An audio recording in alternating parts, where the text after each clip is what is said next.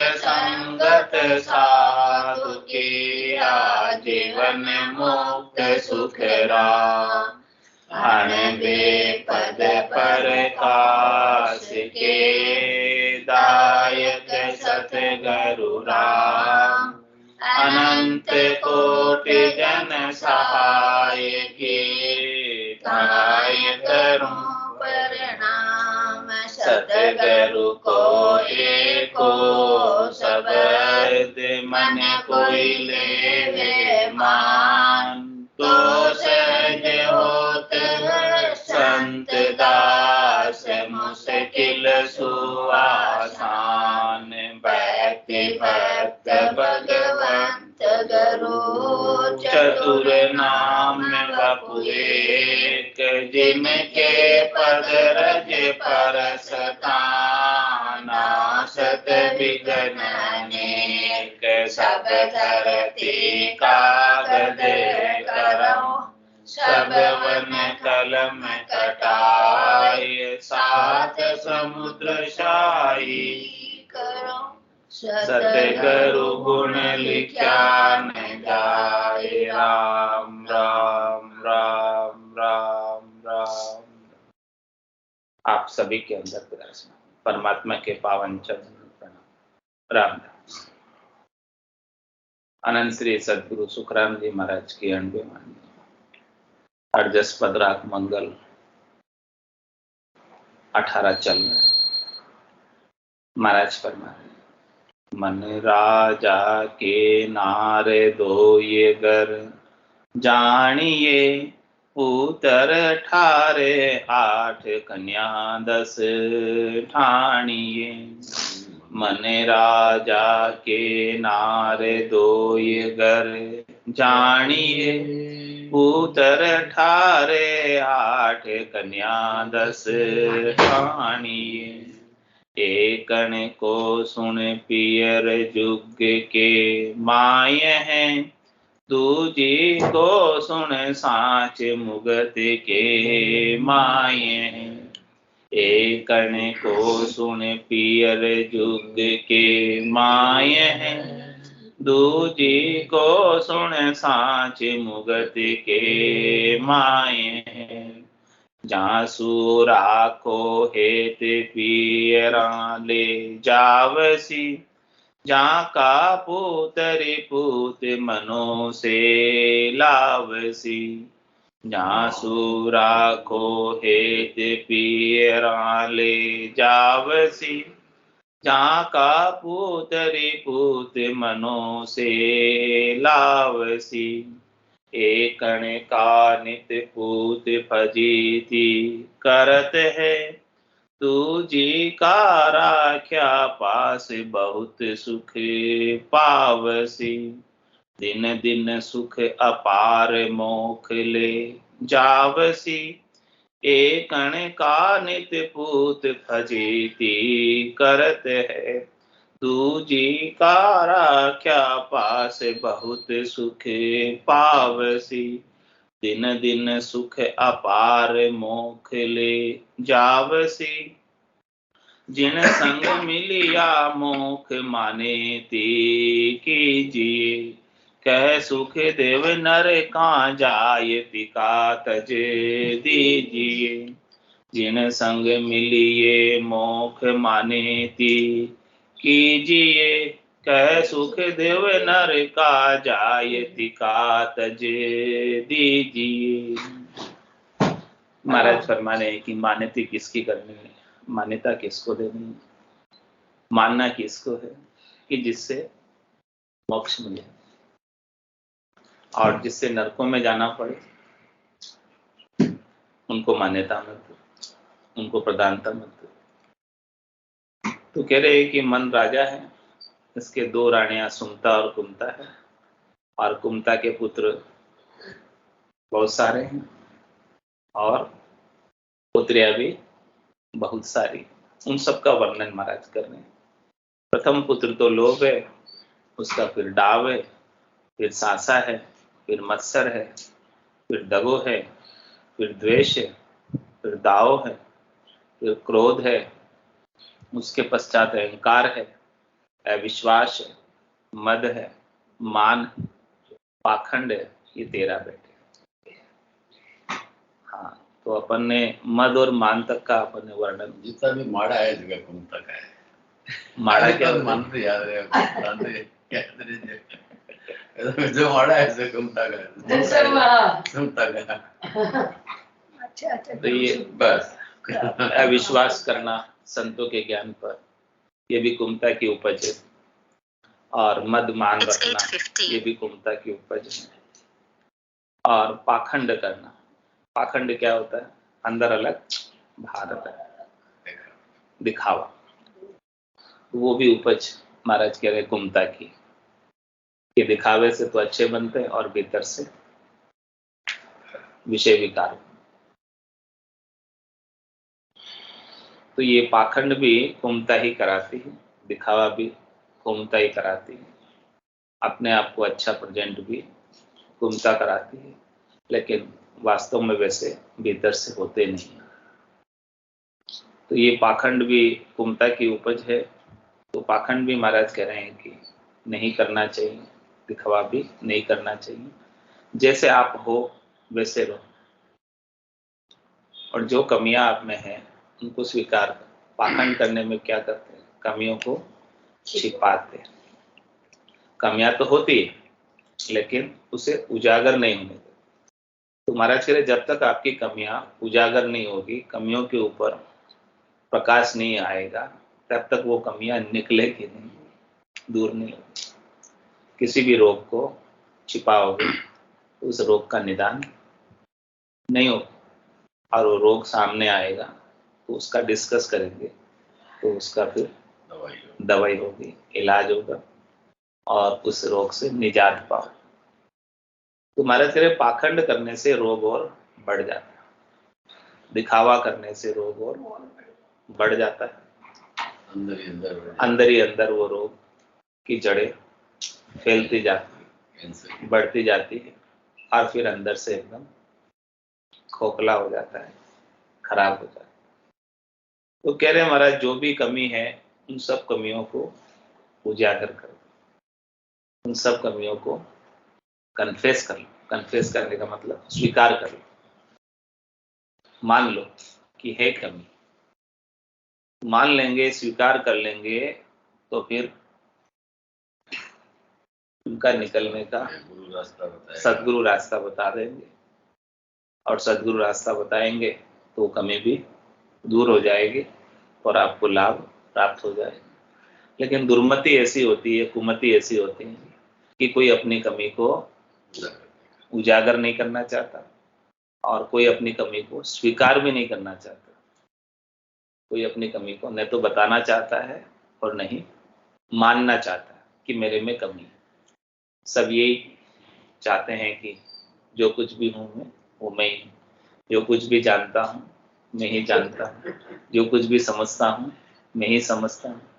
तो अपने आप को ज्ञानी होने का पाखंड करते हैं, अपने आप को समझदार होने का ढोंग करते हैं, दिखावा करते हैं। तो महाराज हमारे ये ढोंग दिखावा से कुछ लाभ मिलने वाला नहीं।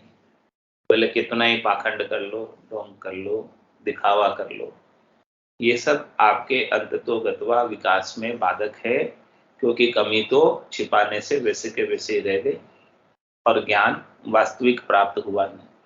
यदि बता देते कि भी हमको ये चीज का अनुभव नहीं हो रहा है, ऐसा नहीं हो रहा है, तो सदगुरु कुछ न कुछ रास्ता बता के आगे का मार्ग प्रशस्त कर देते और आगे पहुंचा देते परम मोक्ष के मार्ग पर। लेकिन पाखंड की वजह से पहुंच नहीं पाते हैं। तो इस प्रकार से महाराज ने कुमता नारी से उत्पन्न हुए मन राजा के 13 पुत्रों का वर्णन किया। एक बार उनके नाम वापस दोहरा लिए जाए ताकि याद रहे। वो कुमता नारी के महाराज याद करा रहे हैं ऐसे नाम कुमता के, वो याद नहीं रहते ना, तो इसलिए फिर वो हावी हो जाते हैं। लोभ, सबसे पहले लोभ, लोभ के बाद डाव, डाव के बाद सांसा, मत्सर, दगा, द्वेष, दावा, क्रोध, अहंकार, अविश्वास, मद, मान, पाखंड। ये सारी चीजें महाराज ने वर्णन करके एक एक को खोल खोल के विस्तार से अपने को समझाइए। किस लिए समझाइए कि इनको उत्पन्न ही मत होने दो, इनको पैदा ही मत होने दो। ये चीजें जैसे जैसे पैदा होती है वैसे वैसे अपने जीव का जंजाल बन जाती है, अपने को यहीं अटका देती है। पैदा तो होगी, कोई प्रोत्साहन मत दो उनको, प्रोत्साहन पांच पुरुष दौड़ा हुआ, शरीर में क्या करे, 5 पुरुष दौड़ा हुआ, जाने न देवे, जाने नहीं देते हैं। ये आगे बढ़ने नहीं देते, अटका देते हैं, टांग खींच लेते हैं। ये आगे बढ़ना चाहता है तो पीछे से कोई टांग खींचने वाला हो तो फिर बढ़ नहीं पाता, वहीं अटक जाता। इन्हीं में ये अटकाने वाले, रोकने वाले अपन यही कामों में रह जाते हैं। किसी के साथ दगा करने में रह जाते हैं, किसी के साथ द्वेष करने में रह जाते हैं, किसी के साथ दावा करने में रह जाते हैं, किसी के साथ क्रोध करने में रह जाते हैं, शरीर संसार के वस्तुओं का रूप का अहंकार करने में रह जाते हैं और सदगुरु के ज्ञान पर विश्वास नहीं करते हैं। मदमान पाखंड दिखावा करते रहते हैं कि हम तो ज्ञानी हैं, भगत हैं, ऐसा दिखावा करते रहते हैं, लेकिन वास्तव में अंदर कुछ है नहीं। तो महाराज कह रहे ये यही अटका देंगे, खींच लेंगे, आगे ही नहीं बढ़ने देंगे।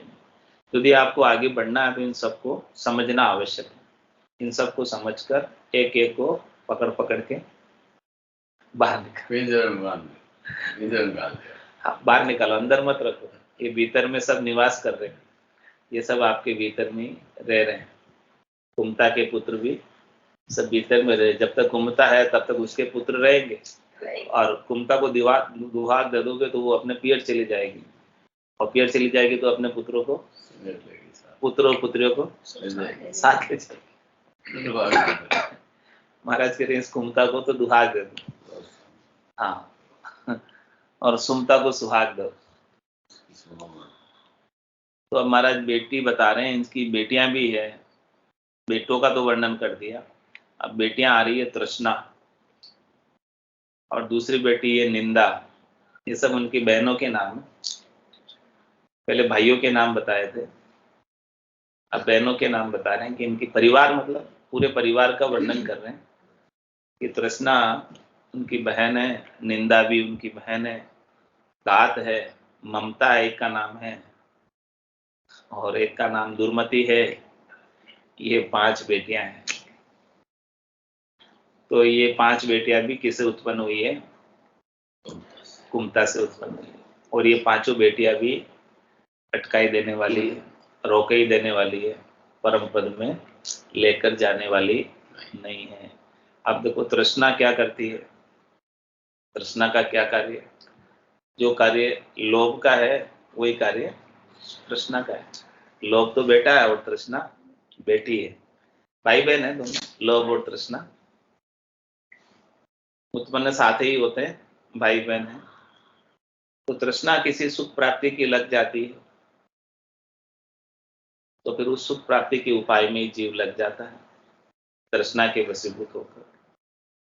और वो परमात्मा पद से, परमात्मा के भजन से, नाम सुमरण से, सत्संग चर्चा से, ज्ञान चर्चा से वंचित हो जाता है। उसे समय नहीं मिल पाता, उसके लिए समय निकाल नहीं पाता, तृष्णा होने की वजह से। और दूसरा निंदा। महाराज फरमा रहे हैं कि जिनकी आप निंदा करते हो तो निंदा करने से, निंदा करने वाले का पाप तो उतर जाता है, और वो जो पाप जिसने निंदा की है उसके ऊपर जाकर चढ़ जाता है। क्यों चढ़ जाता है? इसका कारण क्या है? क्योंकि निंदा करने से उसका पाप उजागर हो, क्या हो गया? सामने आ गया। पहले महाराज ने कहा था ना कि अपने इन सब चीजों को सामने लाओ, या तो स्वयं सामने लाओ या कोई दूसरा अपनी हेल्प करने के लिए आवे और वो सामने लावे, अपनी निंदा करे। कोई अपनी निंदा करे वो आपका हेल्प कर रहा है, आपकी कमियों को उजागर करने में। महाराज के निंदक नीरे राखिए, आंगन कुटी चिवाए, बिन साबुन बिन पानी निर्मल करे सुहाय। बिना ही साबुन के, बिना ही पानी के निंदक जो है आपको हाँ, निर्मल कर देता है। कैसे कर देता है? आपकी निंदा करके आपके सारे पापों को सामने ले आता है, और जैसे ही पाप सामने आते हैं पता चल जाता है कि यार ये कमी है अपने में, जो हमने आज दिन तक नहीं सोची थी। वो कह रहा है तो कोई ना कोई बात है, अपने में कुछ ना कुछ कमी होगी, तभी निंदा होती है। आईना दिखा रहा है, उस कमी को फिर दूर कर लेते हैं, हो जाती है दूर। जब तक कमी सामने नहीं आएगी, बीमारी सामने नहीं आएगी, तब तक उसका इलाज नहीं। हाँ, लेबोरेटरी में जांच किस लिए कराते हैं कि भी बीमारी कोई हो तो सामने आ जाए। बीमारी पकड़ में नहीं आएगी तो इलाज क्या होगा? दवाई क्या देंगे, गोली क्या देंगे? तो महाराज कह रहे हैं कि जो निंदा करते हैं वो भी अपने हितैषी हैं, अपनी भलाई कर रहे हैं, अपना अच्छा कर रहे हैं। लेकिन अपन क्या करते हैं? निंदा करने वालों से द्वेष कर लेते हैं। बोल दिया, हाँ, मेरे बारे में ऐसे कैसे बोल दिया, ऐसे कर दिया, मेरी निंदा कैसे कर रहे हैं? मेरी निंदा कैसे कर दी, मेरे को ऐसा क्यों कह दिया। आपको ऐसा कुछ कहा है तो कोई बात नहीं, यदि आपको सत्य कहा है, यदि आप में सत्यता है तो आप सुधार कर लो जो कहा है उस बात में, और सत्यता नहीं है तो आपको कुछ असर होएगा ही नहीं। किसी ने झूठी ही निंदा की है तो फिर आपको फर्क पड़ेगा ही नहीं, क्योंकि सांच को तो आँच नहीं है। झूठी निंदा कोई हुई है तो कुछ फर्क पड़ेगा नहीं, और कोई सच्ची चीज की निंदा हो रही है, वास्तव में हो रही है, तो फिर सुधार कर लो। सुधार।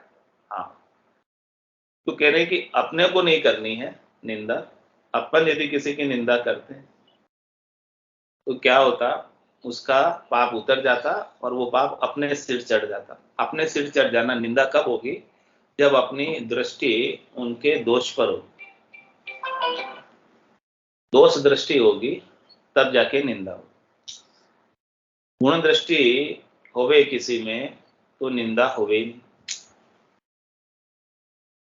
क्या करें महाराज? किसी के अंदर 99 दोष हो और एक गुण हो, तो अपने को क्या किस तरफ देखना चाहिए? 99 की तरफ या एक की तरफ? गुण देखना चाहिए, गुण देखना चाहिए, लेकिन ऐसा नहीं होता। वास्तव में तो अपनी दृष्टि सबसे पहले दोष पर जाती है कि इसमें क्या दोष है, क्या कमी है, उसको देखो पहले। 99 गुण है हाँ। और एक दोष बताएंगे। 99 गुण है, एक दोष को दोष बताया। हाँ, सब यही देखते, दोष ही देखते। गुण किसी के नहीं देखते। गुण किसी के नहीं देखते, गुण दिखते ही नहीं, क्योंकि अपनी दृष्टि ही दोष दृष्टि है, दोष दृष्टि। तो महाराज कह रहे हैं कि दोष दृष्टि होने की वजह से अपना ध्यान ही उसके दोष पे जाता है, तो अपने पल्ले क्या पड़ेगा? ये उसमें से आप क्या लोगे? जिधर आपका ध्यान गया वही तो चीज आपके हाथ लगेगी, वही चीज आपकी निगाह में आई, उसकी निगाह में क्या आया? उसका दोष आया, उससे आपने क्या सीख ली? वही दोष आपके ट्रांसफर हो गया। दोष दृष्टि होने की वजह से दोष ही पल्ले पड़ते हैं, और जिसकी गुण दृष्टि होती है उसको गुण पल्ले पड़ते हैं। किसी में बोले 99 दोष एक गुण है तो एक गुण ले लो, एक गुण ले लो, 99 को छोड़ो, अपने जाना ही नहीं 99 की तरफ। क्यों जाए? क्या काम अपने? वो जिसकी जो जाने, अपने क्या करना? अपने तो ये बात अच्छी है, उसमें से ये बात ले लो, ऐसी दृष्टि अपनी होनी चाहिए। तो महाराज कह रहे हैं कि ये अपनी दृष्टि दोष दृष्टि होने की वजह से निंदा करते हैं, और निंदा करने से उसके पाप अपने सिर चढ़ जाते हैं, उसके दोष अपने सिर आ जाते हैं। क्योंकि जो जैसा देखता है वैसा ही करता है वापस। उसने माहौल ही ऐसा ही देखा, दोष ही दोष देखे, हाँ, तो वो वापस वैसा ही खुद में भी करने लग जाता है। उसमें वो क्षमता है तो वो निवारण की कोशिश नहीं करेगा, उल्टा वो स्वीकार करेगा। तो इसलिए महाराज कह रहे हैं कि किसी की निंदा करनी ही नहीं है अपने को। अब वो करनी नहीं है तो ऐसा पॉसिबल नहीं है, जब तक दृष्टि नहीं सुधरेगी तब तक सृष्टि नहीं सुधरेगी। दृष्टि सुधरी तो सृष्टि सुधर जाएगी। आप भले तो जग भला, और आप बुरे तो जग बुरा। ये बुरे को सब बुरे ही बुरे दिखते हैं, और भले को सब भले ही भले दिखते हैं। बाकी संसार में सब तरह के लोग हैं, बुरे भी हैं भले भी हैं, लेकिन जैसी आपकी देखने की दृष्टि है वैसे वैसे आपको दिखेंगे। जैसा चश्मा आपके चढ़ा हुआ है, काले रंग का चश्मा चढ़ा हुआ है तो सब काले ही काले दिखेंगे, लाल तो लाल। लाल है तो लाल दिखेंगे। जैसा चश्मा आपके चढ़ा हुआ है वैसे ही सब निजर आएंगे, और जैसे निजर आएंगे उन्हीं के साथ आप व्यवहार करोगे। तो ये सारी बात महाराज समझा रहे निंदा के लिए कि अपने को निंदा करने वालों के प्रति द्वेष नहीं करना है, वो तो आपके हितैषी हैं, लेकिन आपको नहीं करना। आपको दृष्टि गुण पर रखनी है ताकि गुणग्राही बनो। It's 8:30. दोषग्राही मत बनो। गुणग्राही कभी बनोगे जब गुण दृष्टि हो, दोषग्राही जब रहोगे जब दोष दृष्टि हो। दोष दृष्टि से दोषग्राही हो जाता है और गुण दृष्टि से गुणग्राही हो जाता है, ग्रहण करने वाले हो जाते हैं। तो इस प्रकार से इसकी जो बेटियां हैं वो तृष्णा है, दूसरी निंदा है, और तीसरी बेटी कुमता नार की गात है, गात लगाते हैं। देख लूंगा समय आने पर, मौका आने पर, आने दो मौका, ऐसी गात लगाकर बीच में डाव गाव अंदर गांठ बांध के रख लेते। गात लगाने का, गात यानी अनिष्ट चिंतन, किसी का बुरा सोचना, और अभी नहीं, फ्यूचर के लिए, समय आने पर, मौका पड़ने पर। गाल का मौका लग गया तो मृत्यु भी बढ़ जाती है। हाँ, तो महाराज फिर फरमा रहे हैं कि ऐसी गात अंदर में गांठ बांधो ही मत गात लगाने की, और समझो वो गात लगाने का अवसर नहीं मिला और वो गांठ अंदर ही बंधी रह गई और राम नाम सत हो गया, फिर क्या होगा? गात तो अंदर ही रह गई थी, तो दूसरा जन्म लेके फिर गात लगाओगे। तो महाराज कह रहे किसी ने आपका अपकार किया है, किसी ने आपको कटु वचन कह दिए, किसी ने आपको आपका अपमान कर दिया, किसी ने आपका बुरा कर दिया, तो अब उसके प्रति आपका रवैया क्या होना चाहिए, क्या व्यवहार होना चाहिए कि समय आने दो देख लूंगा, ऐसा व्यवहार होना चाहिए। ऐसा हो तो फिर तो वापस ऋण बदला चुकाने के लिए आना पड़ेगा। ऋण बदला चुकाने के लिए और मैंने कभी कुछ किया होगा, मेरे से ऐसा होता हुआ है, हाँ, गलती हुई होगी मेरे से। हाँ, तो वो चुक गया, तो फिर गात आगे की नहीं लगा। पहले हमने कुछ ऐसा किया था, उसका बदला उसने चुका दिया, बस ये बात समझकर आगे के लिए गात मत लगाओ कि समय आने पर मैं देख लूं। देखो मत, आपको दिखा दिया उसने, पहले आपने किया था, उसका परिणाम उसने अभी दिखा। मारवाड़ी शब्द उत्तर पत्थर हो गया। हाँ, उतर गया, अभी उतर गया।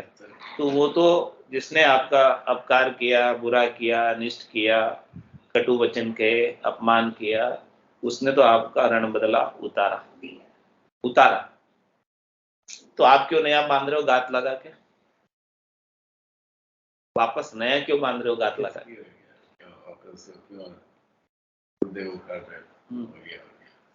तो अब वापस गात मत लगाओ। गात लगाने से फिर से जन्म दर के आना पड़ेगा, और किसी ने कुछ किया भी है तो उसे क्षमा कर,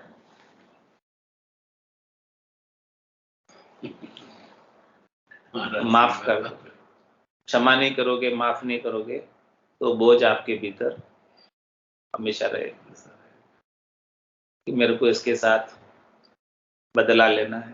वो प्रतिशोध की आग में जलते रहोगे, वो तो जलेगा नहीं जलेगा, लेकिन आप जलोगे प्रतिशोध की आग में कि मेरे को इससे बदला लेना है।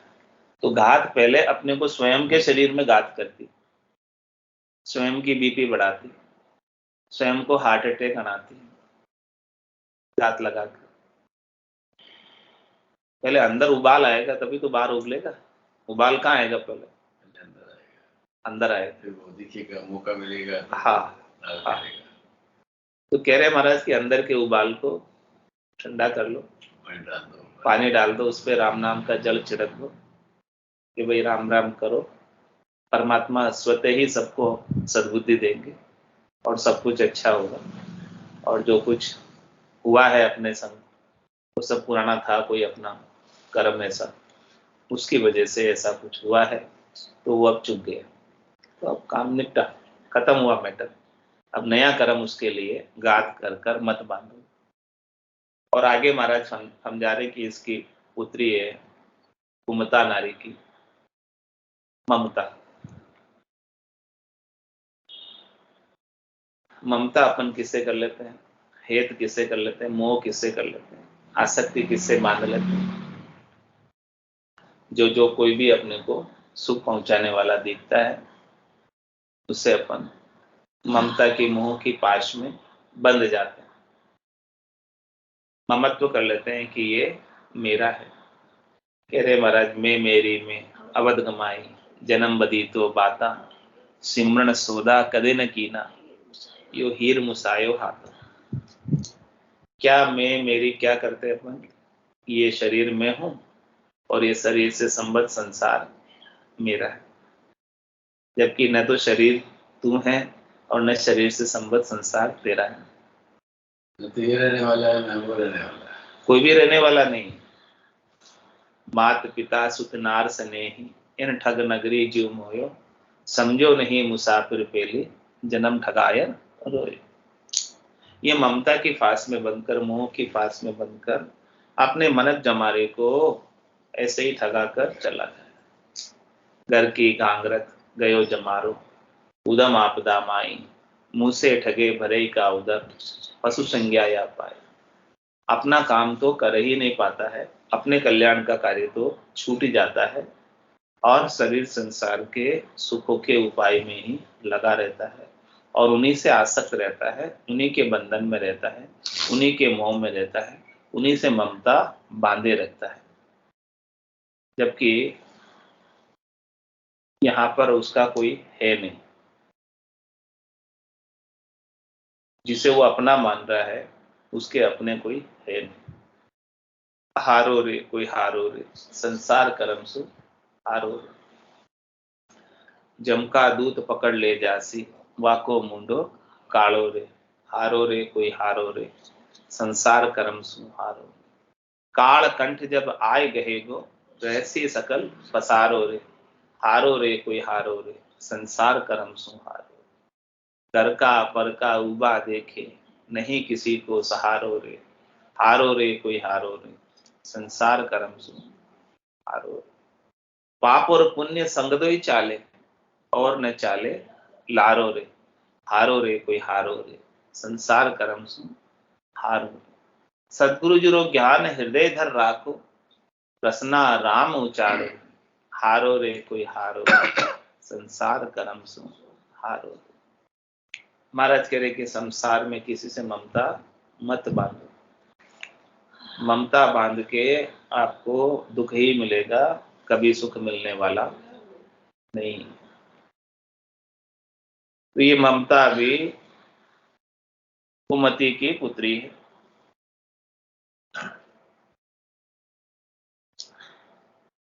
और इसके पश्चात महाराज फरमा रहे हैं दुर्मति। कुमति की पुत्री दुर्मति। दुर्मति क्या होती? नाशवान वस्तुओं की प्राप्ति की इच्छा रखना ही दुर्मति। हाँ, कि ये नाशवान वस्तुएं हमें सुख पहुंचाएगी, ये खोटी मति। महाराज कह रहे अच्छी मति करो। अच्छी मति क्या है?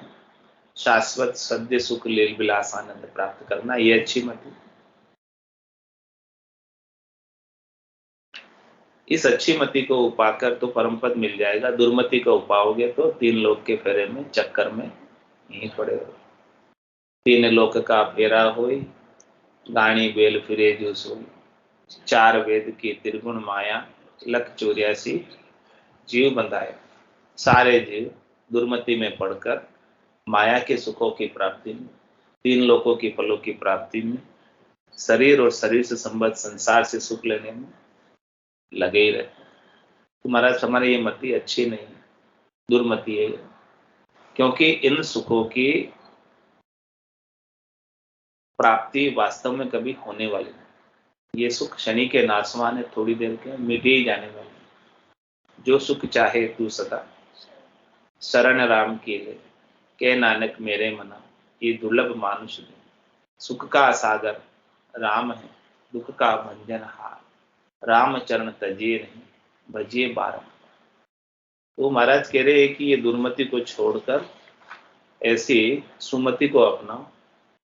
ये सुमति जब आ जाएगी तब जाके परम पद के वासी होंगे, नहीं तो मृगजल धाय मृग पछतायो, सेंबल से हर सुवा, काच महल कुकर पिछतानो, यूं ही जग जग में। ऐसे ही महाराज फरमा रहे हैं कि जग जग के यानी संसार का कार्य करते करते ऐसे ही चले जाओगे, अपना कार्य तो हो नहीं पाएगा। इस प्रकार से मृग जल में, मृग तृष्णा में मृग प्यासा ही मर जाता है, वैसे ही संसार के सुखों को, विषय के सुखों को, क्षणिक नाशवान सुखों को भोगते भोगते भोगते भोगते ये जीवात्मा ऐसे ही चले जाते इस शरीर को छोड़कर। शरीर को छोड़ना नहीं चाहती है, लेकिन यमराज पकड़ के ले जाते। शरीर का समय पूरा होने पर, आयु अवधि पूरी होने पर जम के दूत पकड़ कर ले जाते हैं। कैसे ले जाते हैं? सिर में गुरज, गला में फांसी, जालिम है जमरानो, सायब राम कदे नहीं सिमरे। जो सब लोग तो आपके रक्षक हैं, हेत हैं, हेत करने वाले, आपका भला करने वाले, आपका उपकार करने वाले हैं। तो कौन है इस संसार में? के तो सदगुरु और के राम जी। संत सदगुरु केवली भगवंत निस्वार्थ भाव से आपको ये ज्ञान समझा रहे। क्या उनको आपसे कोई लेना है, देना है? क्यों समझा रहे?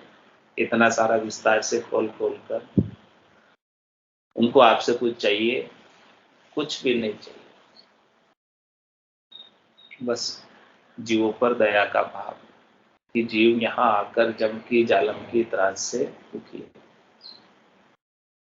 तो इनको इन दुखों से कैसे मुक्त किया जाए।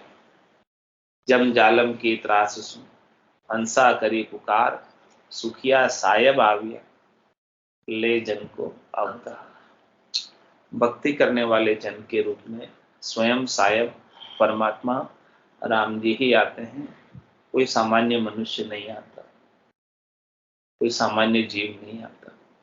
स्वयं सायब ये नित्य अवतार धरकर इस धराधाम पर अवतरित होते हैं और ऐसा कैवल्य का अद्भुत विलक्षण ज्ञान सबको बताते हैं।